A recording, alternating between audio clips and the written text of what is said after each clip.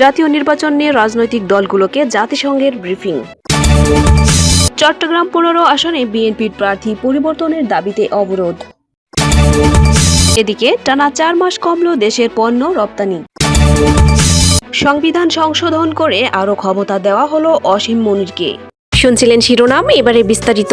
বাংলাদেশে আসন্ন জাতীয় সংসদ নির্বাচনকে সামনে রেখে নিবন্ধিত সব রাজনৈতিক দলের জন্য নিজ কার্যালয়ে একটি গুরুত্বপূর্ণ ব্রিফিং আয়োজন করেছে জাতিসংঘ।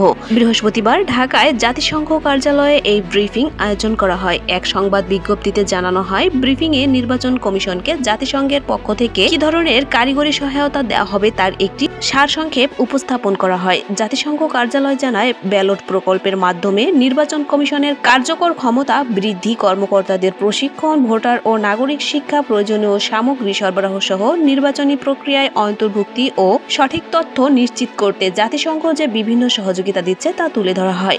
জাতিসংঘ আরও জানায়, এই সহায়তা জাতিসংঘের মূল নীতিমালার ভিত্তিতে প্রদান করা হয়, যার মধ্যে রয়েছে জাতীয় সার্বভৌমত্ব ও মালিকানা। এদিকে চট্টগ্রাম ১৫ আসনে বিএনপির ঘোষিত প্রার্থী নাজমুল মোস্তফা আমিনকে পরিবর্তনের দাবিতে সড়ক অবরোধ করে মশাল মিছিল করেছে দলটির স্থানীয় নেতাকর্মীরা। বৃহস্পতিবার সন্ধ্যায় সাতকানিয়ায় কেরানীহাট এলাকায় চট্টগ্রাম-কক্সবাজার মহাসড়ক অবরোধ করে তারা এই কর্মসূচি পালন করে। প্রার্থী হতে আগ্রহী চট্টগ্রাম দক্ষিণ জেলা বিএনপির যুগ্ম আহ্বায়ক মুজিবুর রহমানের অনুসারীরা কেরানীহাট গরুর বাজার থেকে মশাল মিছিল শুরু করে কেরানীহাট গোল চত্বরে গিয়ে শেষ করেন। মিছিলে বিএনপির যুবদল, স্বেচ্ছাসেবক দল ও ছাত্র দলের নেতাকর্মীরা অংশ নেন। মশাল হাতে বিক্ষোভকারী নেতাকর্মীরা বলেন, চট্টগ্রাম ১৫ আসনে জনগণের প্রার্থী মুজিবুর রহমান চেয়ারম্যানকে মনোনয়ন না দিয়ে তৃণমূলের মতামত উপেক্ষা করা হয়েছে। তারা অবিলম্বে প্রাথমিক মনোনয়ন পরিবর্তন করে মুজিবুর রহমানকে চূড়ান্ত প্রার্থী ঘোষণার জন্য বিএনপির ভারপ্রাপ্ত চেয়ারম্যান তারেক রহমান ও দলের হাইকমান্ডারের প্রতি দাবি জানান। চট্টগ্রাম দক্ষিণ জেলা যুবদলের সভাপতি মোহাম্মদ সাফি বলেন, এ আসনে ত্যাগী নেতাকে বঞ্চিত করা হয়েছে, তাই মনোনয়ন পরিবর্তন না হওয়া পর্যন্ত আন্দোলন চলতে থাকবে। সাতকানিয়া উপজেলা যুবদলের সাবেক সভাপতি ফরিদুল আলম বলেন, আন্দোলন সংগ্রামের সময় মুজিবুর রহমান বিভিন্ন মামলার শিকার হলেও আপোষহীন ছিলেন। এমন একজন নেতাকে বাদ দেওয়া তৃণমূল ক্ষুব্ধ।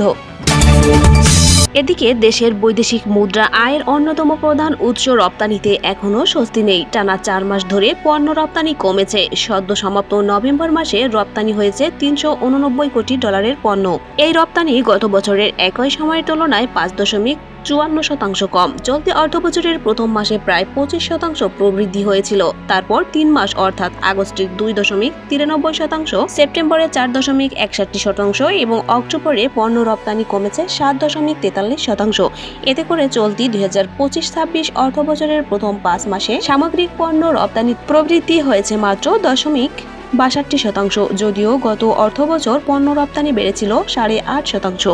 বৃহস্পতিবার পণ্য রপ্তানি আয়ের হালনাগাদ পরিসংখ্যান প্রকাশ করেছে রপ্তানি উন্নয়ন ব্যুরো। এতে দেখা যায়, চলতি অর্থবছরের প্রথম ৫ মাসে $২০০৩ কোটি পণ্য রপ্তানি হয়েছে।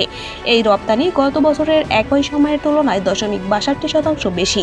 গত বছর প্রথম ৫ মাসে রপ্তানি হয়েছিল $১,৯৯১ কোটি। ইপিবির তথ্য বিশ্লেষণ করে দেখা যায়, গত নভেম্বরে নিটওয়ার ও ওভেন উভয় ধরনের তৈরি পোশাক, পাট ও পাটজাত পণ্য, কৃষি প্রক্রিয়াজাত পণ্য, হিমায়িত চিংড়ি, প্লাস্টিক ও হোম টেক্সটাইল পণ্যের রপ্তানি কমেছে। তবে চামড়া ও চামড়াজাত পণ্য, চামড়াবিহীন জুতা, ওষুধ ও প্রকৌশল পণ্যের রপ্তানি বেড়েছে। মূলত তৈরি পোশাকের রপ্তানি ৫% কমে যাওয়ায় সামগ্রিক পণ্য রপ্তানি নেতিবাচক ধারায় চলে গেছে। দেশের মোট রপ্তানি ৮০% তৈরি পোশাক। টানা ৪ মাস ধরে তৈরি পোশাকের রপ্তানি কমলেও অর্থবছরের শুরুটা হয়েছিল দুর্দান্ত। গত জুলাইয়ে $৩৯৬ কোটি বেশি পোশাক রপ্তানিতে প্রবৃদ্ধি হয়েছিল ২.২৪%। পরের মাসে রপ্তানি কমে ৫.৫%, আর সেপ্টেম্বরে কমেছিল প্রায় ৫.৫%। অক্টোবরে রপ্তানি হয় $৩০২ কোটি এবং সর্বশেষ নভেম্বরে রপ্তানি হয়েছে $৩১৪ কোটি, যা গত বছরের নভেম্বরের তুলনায় ৫% কম। এদিকে সেনাপ্রধান ফিল্ড মার্শাল অসীম মুনিরকে প্রতিরক্ষা বাহিনীর প্রথম প্রধান হিসেবে নিয়োগ দিয়েছে পাকিস্তান সরকার। গত বৃহস্পতিবার প্রেসিডেন্ট আসিফ আলী জারদারি আনুষ্ঠানিকভাবে তার নিয়োগ চূড়ান্ত করেন। এর আগে প্রধানমন্ত্রী শেহবাজ শরীফ এটির সারসংক্ষেপ প্রেসিডেন্টের কাছে পৌঁছান। ভারতের বিরুদ্ধে ৪ দিকের যুদ্ধ শেষে অসীম মুনিরকে ফিল্ড মার্শাল পদে নিয়োগ দেওয়া হয়। আগামী ২৯ ডিসেম্বর তার সেনাপ্রধান থাকার মেয়াদ শেষ হতো। এর আগে সংবিধান সংশোধন করে পাকিস্তান সামরিক বাহিনীর প্রধান নামে নতুন একটি পদ তৈরি করে। সেখানে অসীম মুনিরকে দীর্ঘ 5 বছরের জন্য নিয়োগ দেওয়া হয়েছে। এতে করে নতুন দায়িত্বসহ তার সেনাপ্রধানের মেয়াদও বেড়েছিল। গত 15 নভেম্বর পাকিস্তানের সংবিধানে 27তম সংশোধনী আনা হয়। ওই সংশোধনীর মাধ্যমে তৈরি করা হয় প্রতিরক্ষা বাহিনীর প্রধানের পদ। গত 20 মে অসীম মুনিরকে ফিল্ড মার্শাল পদে পদোন্নতি দেয় পাকিস্তান সরকার। তিনি দেশটির ইতিহাসে মাত্র দ্বিতীয় ফিল্ড মার্শাল। এর আগে একমাত্র ফিল্ড মার্শাল ছিলেন আইয়ুব খান।